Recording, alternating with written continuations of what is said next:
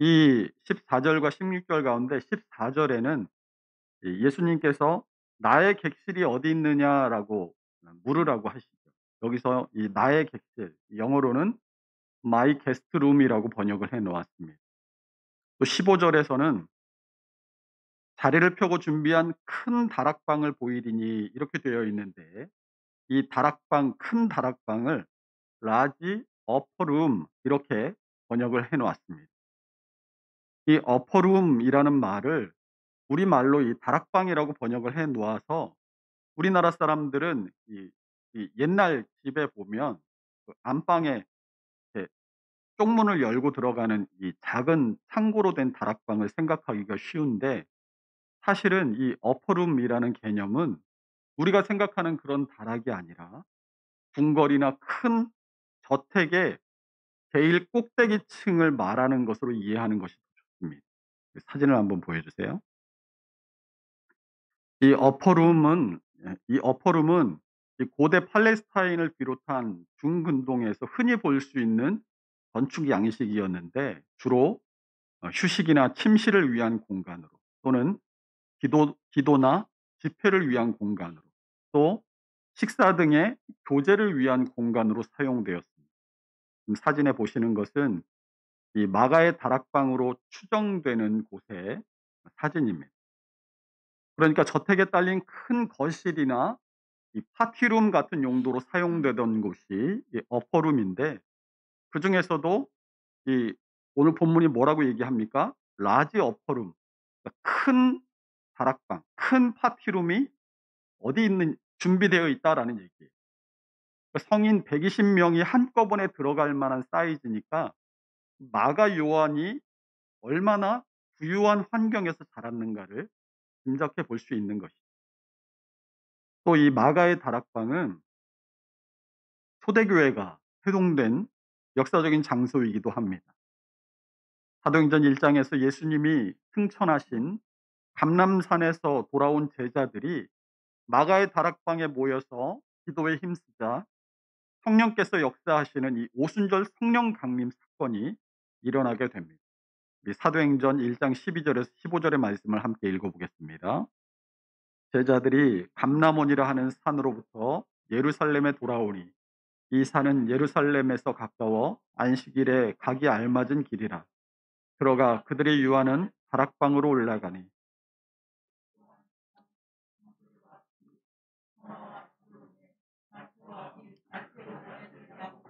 셀로된 시몬, 야고보의 아들 유다가 여자들과 예수의 어머니 마리아와 예수의 아우들과 더불어 마음을 같이하여 오로지 기도에 힘쓰더라.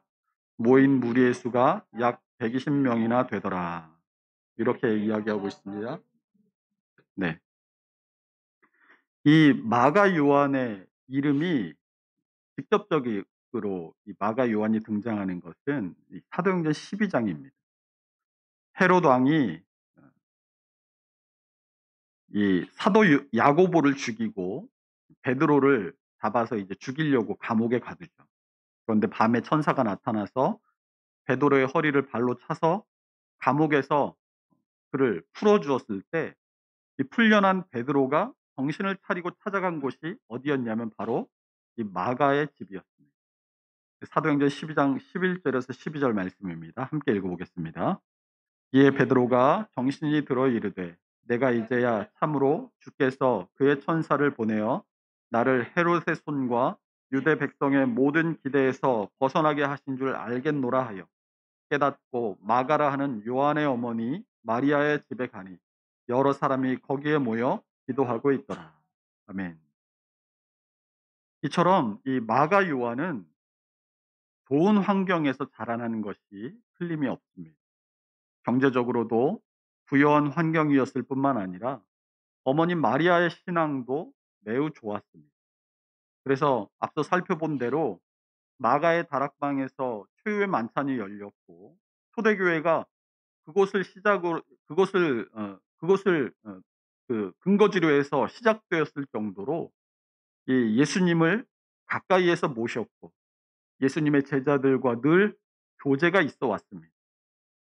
아마 이 마가의 다락방에서 오순절 성령 강림 사건이 있을 때 이 마가 요한도 이 120 명의 무리 가운데 있었을 것입니다. 더구나 이 마가 요한은 바나바의 조카이기도 했습니다. 골로새서 4장 10 절을 보면 나와 함께 갇힌 아리스다고와 바나바의 생질 마가와라는 기록이 나옵니다.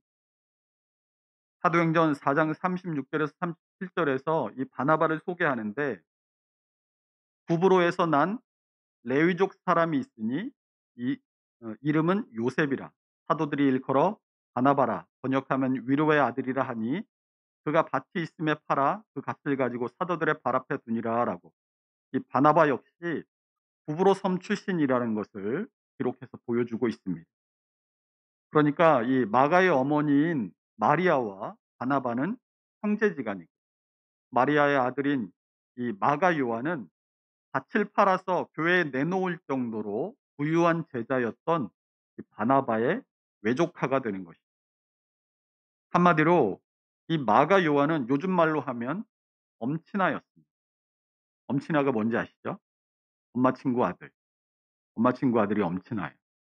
이 엄친아는 키도 크고 잘생기고 공부도 잘하고 운동도 잘하고 교회도 잘 다니고 믿음도 좋고 좋은 직장에 취직하고 또 돈도 잘 벌어오고 효도도 잘하는 무엇 하나 부족하게 한 게 없는 게 이 엄친아죠.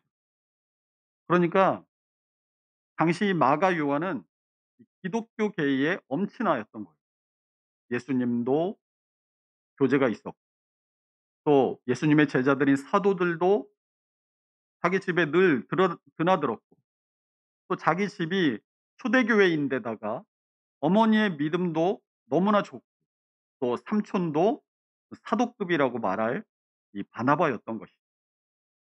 그러나 이 온실에서 자란 화초와 같은 이 마가 요한의 연약한 신앙은 험난한 폭풍우를 견딜 수 없었습니다. 마가 요한이 다시 등장하는 곳은 사도행전 12장 25 절입니다. 함께 읽어보겠습니다. 바나바와 사울이 구조하는 일을 마치고 마가라는 요한을 데리고 예루살렘에서 돌아오니라. 아멘. 이 앞에 무슨 얘기가 있냐면 당시 이 바나바와 바울은 이 안디옥 교회의 사역자로 섬기고 있었어요. 근데 그 해에 극심하게 흉년이 들어서 이 예루살렘 교회 성도들이 너무나 힘든 상황 가운데 처해 있었습니다. 그러자 안디옥 교회가 이 예루살렘에 있는 형제들에게 구제 헌금을 모아서 보내는데 그 구제 헌금을 가지고 간 게 바나바와 바울이었습니다. 그 사이에 이 사도 야고보의 순교가 있었고 또 사도 베드로의 투옥과 탈출 사건이 그 사이에 있었습니다. 바나바와 바울은 그때까지 이 초대교회가 모이던 마가의 집에 머물다가 이제 부조의 일을 끝내고 안디옥 교회로 돌아가야 되는데 안디옥 교회로 돌아갈 때 이 마가 요한이라는 젊은이를 데리고 안디옥 교회로 돌아갑니다.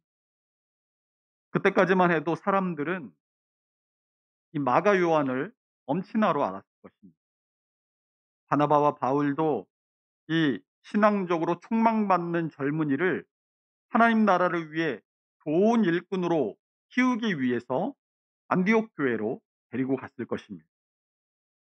바나바와 바울이 마가 요한을 데리고 안디옥 교회로 돌아오고 이어서 바로 사도행전 13장에서 바나바와 바울의 1차 선교 여행이 시작이 됩니다. 그런데 뜻밖의 소식을 오늘 우리가 읽은 본문인 사도행전 13장 13절에서 보게 됩니다. 바울과 및 동행하는 사람들이 바보에서 배 타고 밤빌리아에 있는 버가에 이르니 요한은 그들에게서 떠나 예루살렘으로 돌아가고 이제 막 선교 여행이 시작된 상황이나 시점이나 마찬가지인데 이 마가 요한이 선교팀을 이탈해 버린 것입니다. 더구나 이 선교팀의 파송지였던 안디옥 교회로 돌아간 것이 아니고 어디로 갑니까? 자기 집이 있는 예루살렘으로 돌아가 버려요.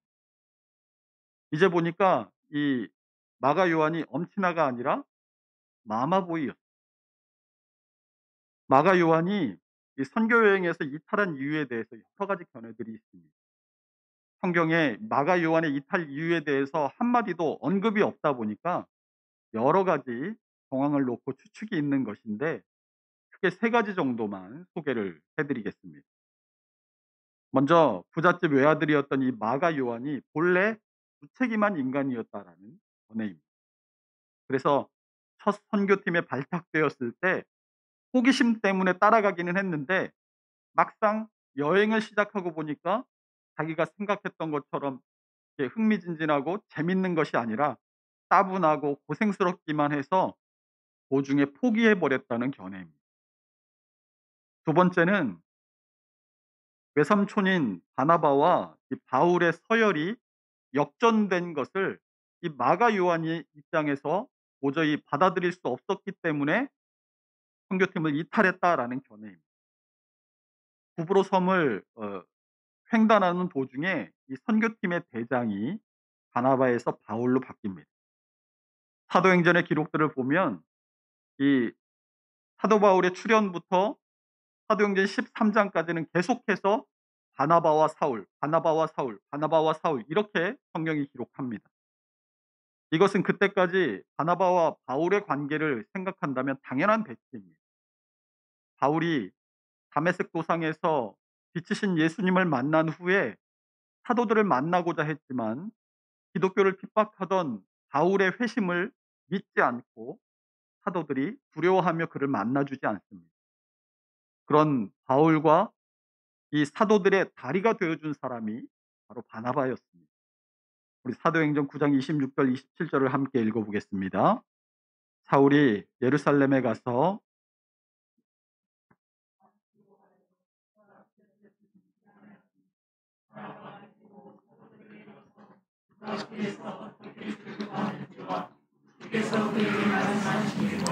다메섹에서 그가 어떻게 예수의 이름으로 담대히 말하였는지를 전하니라.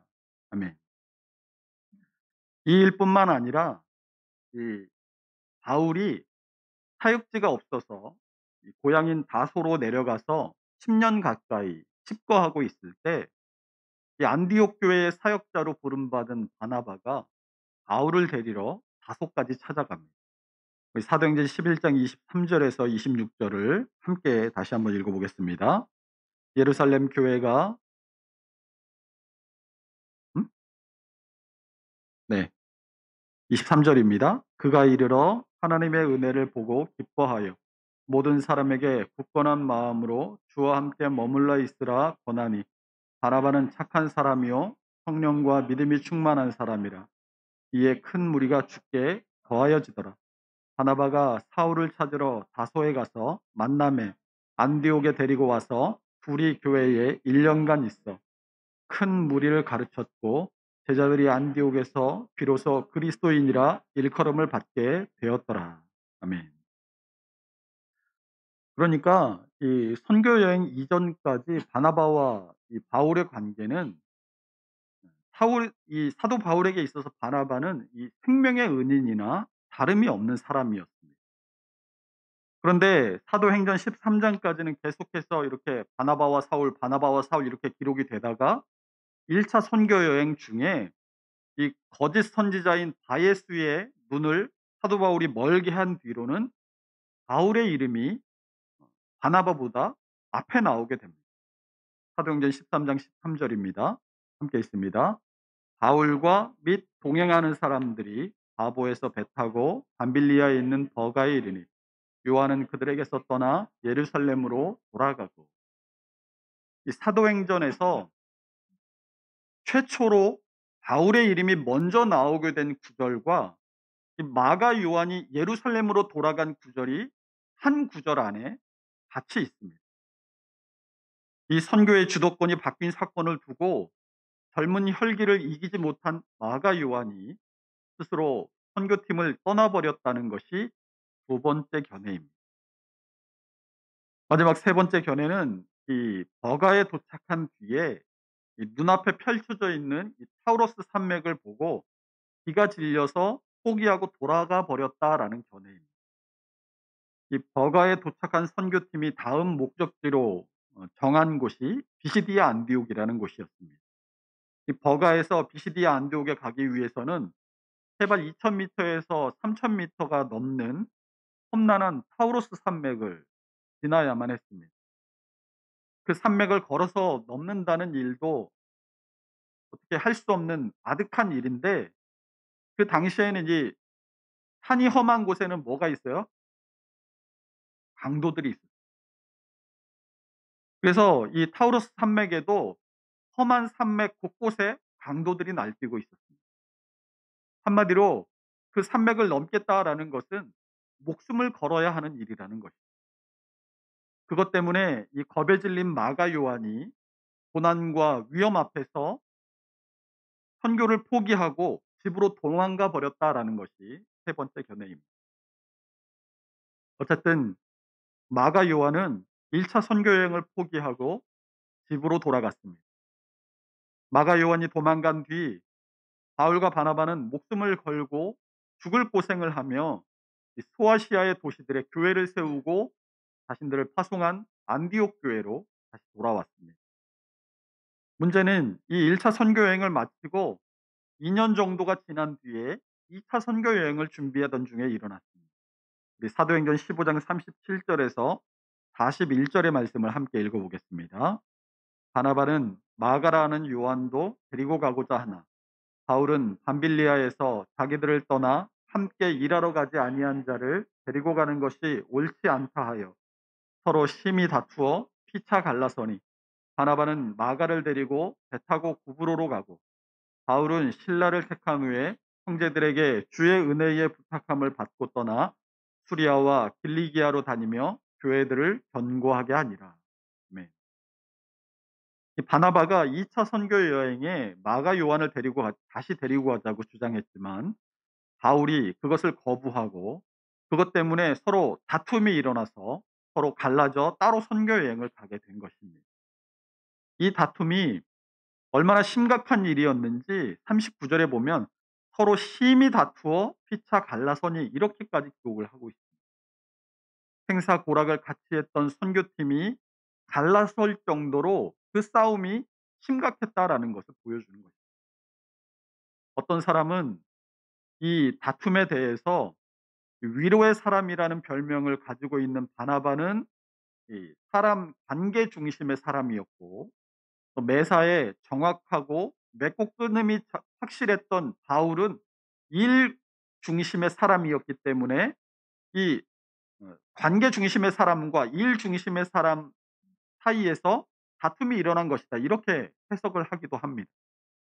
그러나 우리 인생의 모든 것이 주님의 손에 달려 있음을 생각해 볼 때 이러한 다툼도 하나님의 섭리 안에 있다라는 것을 믿는다면 이 다툼 또한 하나님의 뜻을 이루기 위한 주님의 인도하심임을 믿고 받아들여야 할 줄로 믿습니다. 우리가 지나놓고 보면 모든 것이 주님의 은혜였고 주님의 인도하심이었음을 고백하게 될 때가 있지 않습니까? 이 일도 당시에는 선교팀이 두 개로 갈라질 정도로 심각한 일이었지만 그 결국을 보면 주님께서 그 일을 통하여 선하게 역사하셨다는 것을 발견하게 되기 때문입니다. 어쨌든 이 일로 이 바나바는 마가 요한을 데리고 1차 선교지였던 남쪽의 구브로 섬으로 먼저 떠나버립니다. 사도 바울도 신라를 선교 파트너로 택한 뒤에 이 바나바를 따라서 구브로로 갈 수는 없으니까 이 남쪽으로 내려간 바나바와 반대로 북쪽인 수리아와 길리기아 쪽으로 방향을 잡습니다. 그때 무슨 일이 일어나냐면 성령께서 아시아에서 복음을 전하는 것을 막으시고 또 마게도냐인의 환상을 보게 되면서 사도 바울 일행은 이 아시아에서 복음을 전하는 것을 중지하고 유럽으로 선교 여행의 방향을 틀게 됩니다. 결과적으로 놓고 보면 만약 이 마가 요한이 1차 선교 여행을 포기하지 않았다면 2차 선교 여행의 이 선교 지역은 1차 선교 여행 때 방문했던 그 도시들에만 국한되었을 것입니다. 바울과 바나바가 다투었던 사건을 다루고 있는 이 사도행전 15장 37절부터 그 앞에 있는 36절에 2차 선교 여행의 목적이 기록되어 있습니다. 함께 읽어보겠습니다. 며칠 후에 바울이 바나바더러 말하되 우리가 주의 말씀을 전한 각 성으로 다시 가서 형제들이 어떠한가 방문하자 하고. 그러니까 2차 선교 여행의 최초의 목적이 뭐예요? 1차 선교 여행 때 개척했던 그 교회들이 잘 있는지 돌아보자. 그것이 2차 선교 여행의 최초의 목적이었습니다. 그런데 마가 요한의 일로 다투게 되고 갈라서게 되고 성령의 역사하심과 또 마게도냐인의 환상을 보고 난 뒤에 복음이 유럽의 첫 발을 내딛게 된 것입니다. 이러한 일이 한 번만이 아니었습니다. 초대교회는 예수님께서 승천하시면서 사도행전 1장 4절에서 사도와 함께 모이사 그들에게 분부하여 이르시되 예루살렘을 떠나지 말고 내게서 들은 바 아버지께서 약속하신 것을 기다리라라는 예수님의 분부를 지켜서 예루살렘을 떠나지 않았습니다. 성령께서 오실 때까지 예루살렘에 있으라고 하셨으니까. 그런데 성령께서 임하셨는데도 예루살렘을 떠나지 않습니다. 왜요? 예수님이 예루살렘에 있으라고 했다는 거예요. 계속 주구장창 예루살렘에만 모여 있는 거예요. 복음은 빨리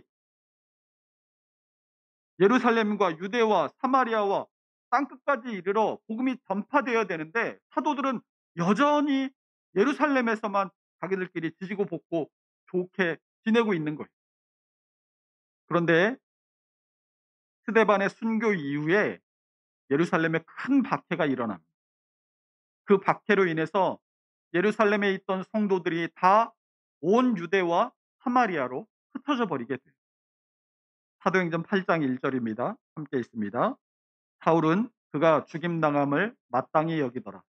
그날에 예루살렘에 있는 교회에 큰 박해가 있어 사도 외에는 다 유대와 사마리아 모든 땅으로 흩어지니라. 아멘. 여러분, 스데반의 순교와 예루살렘 교회의 박해는 초대교회의 입장에서 보면 무슨 일이겠어요? 일어나야 될 일입니까? 일어나지 말아야 될 일입니까? 초대교회 입장에서 보면 일어나지 말아야 될 일이에요. 그러나 하나님 나라의 확장과 이 복음의 확산을 위해서는 반드시 일어나야 했을 일입니다. 지나놓고 보니까 그것을 깨닫게 된 것이죠. 마가 요한이 예루살렘으로 돌아가 버린 일도 일어나서는 안 될 일임에 분명합니다. 그러나 그 사건으로 인해서 이 아시아 지역에만 머물던 복음이 마침내 유럽으로 건너갈 수 있었다라는 것을 생각한다면 이 사건 역시 하나님의 섭리 가운데 일어난 일이다라는 것을 발견할 수 있는 영적인 안목이 있어야 하는 것입니다. 이러한 하나님의 섭리를 통해 새롭게 변화된 두 사람이 있었습니다. 바로 마가 요한과 사도 바울이었습니다. 사도 바울은 성령의 인도하심과 마게도냐인의 환상을 통해서 복음이 유럽을 향해서 뻗어나가 마침내 당시 제국의 심장부인 로마로 향해야 할 것임을 깨닫게 되었습니다. 3차 선교 여행 후에 이 예루살렘으로 돌아와서 유대인들에게 붙들려 죽을 뻔한 사도 바울에게 이 주님께서 환상 가운데 나타나십니다. 사도행전 23장 11절입니다. 함께 읽습니다. 그날 밤에 담대하라, 내가 예루살렘에서 나의 일을 증언한 것 같이 로마에서도 증언하여야 하리라 하시니라. 아멘. 사도 바울은 자신의 생을 다해서 복음을 전해야 할 종착지가 바로 로마임을 알게 되었던 것입니다. 하나님의 섭리를 통해서 새롭게 변화된 사람은 사도 바울만이 아니었습니다. 이 사건의 당사자였던 마가 요한도 변화되었습니다. 사도행전 15장에서 바나바와 함께 구브로로 떠난 마가 요한은 근 10년 동안 모습을 보이지 않습니다. 이런 일이 이 사도 바울에게도 있었는데요.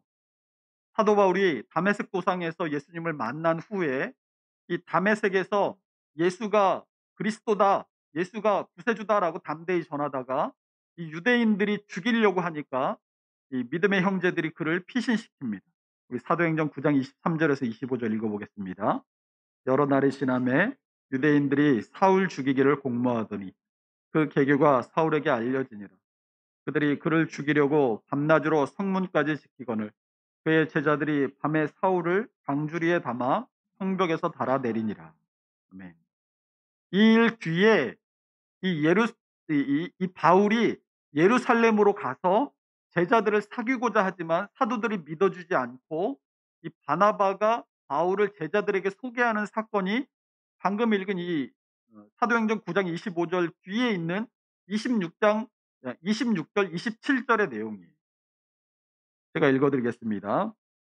사울이 예루살렘에 가서 제자들을 사귀고자 하나 다 두려워하여 그가 주됨을 믿지 아니하니 바나바가 데리고 사도들에게 가서 그가 길에서 어떻게 주를 보았는지와 주께서 그에게 말씀하신 일과 다메섹에서 그가 어떻게 예수의 이름으로 담대히 말하였는지를 전하니라.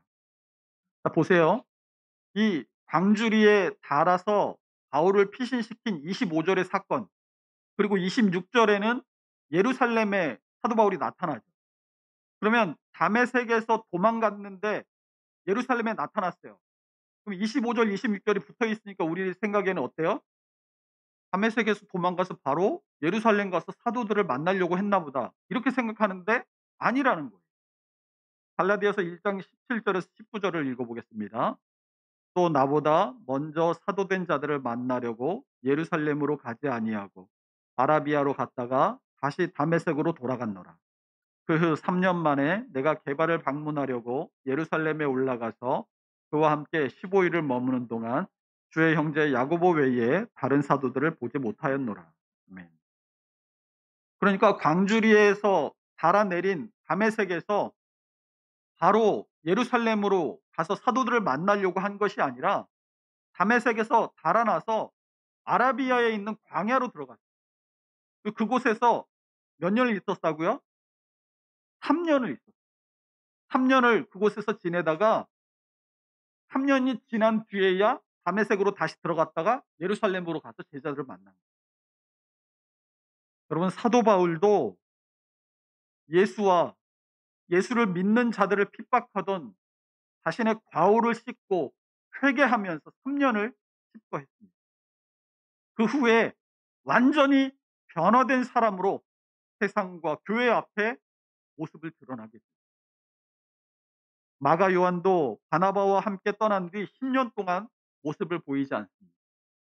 그러나 다시 모습을 보인 이 마가 요한의 행적을 따라가 보면 그 10년의 기간이 어떠한 시간이었을지를 짐작할 수 있겠습니다. 다시 모습을 보인 마가 요한은 골로새서 4장 10절에서 11절에 등장하고 있습니다. 우리 함께 읽어보겠습니다. 나와 함께 갇힌 아리스다고와 바나바의 생질 마가와 이 마가에 대하여 너희가 명을 받았음에 영접하라. 유스도라 하는 예수도 너희에게 문안하느니라. 그들은 할레파이나 이들만은 하나님의 나라를 위하여 함께 역사하는 자들이니 이런 사람들이 나의 위로가 되었느니라. 아멘.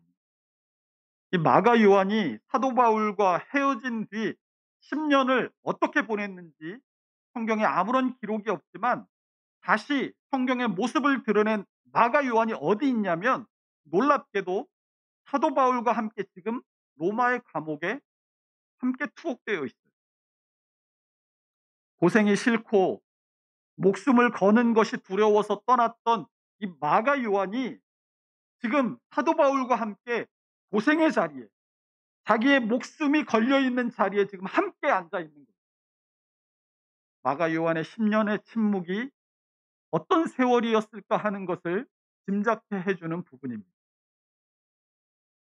성경에 기록이 없는 이 마가 요한의 10년의 세월과 또 이 사도 바울이 3차 전도 여행을 마치고 예루살렘으로 돌아갔다가 바로 거기서 붙잡힙니다. 그리고 가이사에게 상소하고 아그리파 왕에게 구금되었다가 로마로 바로 끌려갔다라는 것을 생각해 보면 아마도 이 사도 바울의 3차 전도 여행 이전이거나 아니면 3차 전도 여행 어디쯤에서 이 마가 요한이 사도 바울을 다시 만나게 된 것으로 추측해 볼 수 있습니다. 이 다시 만난 마가 요한에 대한 사도 바울의 평가는 분명합니다. 디모데후서 4장 11 절입니다. 함께 읽어 보겠습니다. 누가만 나와 함께 있느니라. 내가 올 때에 마가를 데리고 오라. 그가 나의 일에 유익하니라. 아멘. 마가 요한은 사도 바울의 사역에 아무런 도움이 되지 못했던 사람이었습니다. 오히려 사도 바울의 사역 파트너였던 바나바와 갈라서게 만든 트러블 메이커였어요. 그런 마가 요한에 대한 사도 이 바울의 평가가 뭐예요? 나의 일에 유익한 사람이라는 겁니다. 사도 바울이 말한 이 나의 일이 뭐겠습니까? 사도 바울에게 있어서 그의 일생을 걸었던 일은 바로 복음을 전하는 일이었어요. 마가 요한이 나의 일에 유익한 사람이라는 말은 이 마가 요한이 복음을 전하는 일에 유익한 사람이 되었다라는 말인 거예요. 복음을 전하는 일에 유익한 사람이 되었다라는 이 사도 바울의 평가처럼 마가 요한은 최초의 복음서로 알려진 마가복음을 기록합니다. 당시 기독교는 로마의 무자비한 핍박 속에서 금세 꺼져버릴 것만 같은 상황 가운데 처해 있었습니다. 예수님이 승천하신 후 시간도 많이 흘렀고 예수님의 증인들인 사도들도 차례차례 순교하고 또 예수님을 직접 목격한 사람들도 시간이 지나면서 사라져갔습니다. 예수님의 목격자들이 다 죽고 나면 기독교 공동체는 흔적도 없이 사라질 위기 가운데 처했던 거예요. 그때 최초의 복음서인 마가복음이 마가 요한에 의해 기록되어서 성도들의 손으로 전달되면서 읽혀졌습니다. 사그라질 것 같았던 복음의 불씨는 마가 요한의 글에 의해서 다시 타올랐고 금세 지워질 것 같았던 예수님의 흔적은 글로 선명하게 새겨졌습니다. 마가 요한이 복음을 전하는 일에 유익한 사람이 되었다라는 이 사도 바울의 평가는 정확했던 것입니다. 어떻게 이런 극적인 변화가 마가 요한에게 있었을까요? 마가 요한이 변화된 10년을 우리는 알 수 없지만 다윗의 인생을 보면 충분히 그 10년의 세월이 어떠했으리라라는 것을 짐작해 볼 수가 있습니다. 다윗은 하나님께서 택하시고 기름 부음 받은 사람이죠. 하나님께서 직접 택하시고 기름 부음을 받았다면 당장에 온 이스라엘 백성들이 다 다윗 앞에 나와서 머리를 숙이고 왕으로 받들어야 당연한 일 아닙니까? 그러나 하나님의 택함을 받고 기름 부음을 받은 다윗의 일생은 고난의 연속이었습니다. 그러나 다윗은 시편 119편 71절을 통해서 고난당한 것이 내게 유익이라. 이로 말미암아 내가 주의 율례들을 배우게 되었나이다라고 고백하고 있습니다. 왜 다윗이 고난이 내게 유익이라고 고백할 수 있었겠습니까? 고난을 당해본 사람만이 회개할 줄 알기 때문입니다. 고난을 당해본 사람만이 하나님의 이 말씀 안에 거하는 것이 얼마나 복된 인생인지를 깨닫게 되기 때문이에요. 고난 속에 있을 때 하나님의 말씀이 그 고난을 이기게 해주는 유일한 통로임을 깨닫게 되기 때문입니다. 그래서 고난을 당해본 사람만이 고난을 당할 때 내가 어디로 피해야 할지를 정확하게 아는 것입니다. 하나님께서 다윗을 평가하십니다. 사도행전 13장 22절입니다. 내가 이새의 아들 다윗을 만나니 내 마음에 맞는 사람이라 내 뜻을 다 이루리라라고 말씀하십니다. 그러나 우리 모두가 알다시피 다윗도 실패한 적이 있는 사람입니다. 다윗도 넘어진 사람입니다. 그러나 다윗이 하나님으로부터 저는 내 마음에 합한 자라라고 평가받을 수 있는 이유는 실패했을 때 돌아가야 할 자리를 정확하게 알고 실패했을 때 머뭇머뭇하지 않고 분명하게 돌이키고 회개했기 때문입니다. 다윗이 다른 사람들과 다른 유일한 이유, 바로 그것입니다. 하나님께서 택하신 사람을 찾기 위해 이새의 집을 찾아간 사무엘에게 사무엘상 16장 7절의 말씀을 통해서 하나님께서 이렇게 말씀하시죠. 내가 보는 것은 사람과 같지 아니하니 사람은 외모를 보거니와 나 여호와는 중심을 보느니라라고 말씀하십니다. 이렇게 말씀하신 하나님은 다윗 안에서 다윗의 과거와 현재와 미래 속에서 다윗을 보신 것입니다. 마가 요한을 오늘 복음에 합당한 그리스도인으로 소개할 수 있는 이유 또한 마찬가지입니다. 마가 요한은 실패했습니다. 마가 요한은 넘어졌습니다. 복음을 전하는 일에 유익이 아니라 걸림돌이었습니다. 그러나 마가 요한은 10년의 세월을 통해 고난 속에서 하나님을 만나고 회개하여서 걸림돌이 아니라 복음에 유익한 사람으로 변화되었기 때문입니다. 위로의 사람이라는 별명을 가진 바나바는 사람 중심의 사람이고 사도 바울은 일 중심의 사람이라 매사에 정확하고 맺고 끊음이 분명한 사람이라고 앞에서 언급을 했죠. 그러면 그렇게 매사에 맺고 끊음이 정확하고 이 어, 선이 선명한 사람인 이 사도 바울이 왜 마가 요한을 다시 받아줄 수 있었겠습니까? 자신의 잘못을 회개하지 않았는데도 사도 바울이 마가 요한을 받아들여 줄 리가 있었겠습니까? 마가 요한이 사도 바울을 다시 만난 자리에서 그래서 내가 뭐 어쩌라고요. 그랬다면 사도 바울이 어떻게 했겠어요? 아마 마가 요한을 다시는 보지 않았을지도 모릅니다. 그러나 자신의 과오에 대한 분명한 회개와 그 회개의 결과로서의 마가 요한의 삶이 사도 바울의 눈에 보였기에 사도 바울은 복음을 위한 자신의 일에 마가 요한을 다시 동참시키고 그런 사도 바울의 곁에서 자신의 과오를 씻어내고 고생의 자리, 죽음이 위협받는 자리에서도 흔들림 없이 복음을 위해서 산 마가 요한이 있을 수 있었던 것입니다. 그러므로 복음에 합당한 그리스도인, 옛 사람을 벗어버리고 고난이 내게 유익임을 알고 그 유익이 나를 복음에 합당한 사람으로 만들어간다라는 것을 확신하며 늘 나 자신을 거울에 비추어 어제보다 나은 오늘의 나를 또 오늘보다 나은 내일의 나를 만들어가는 성화의 사람이어야 함을 깨달을 수 있으시기를 축원합니다.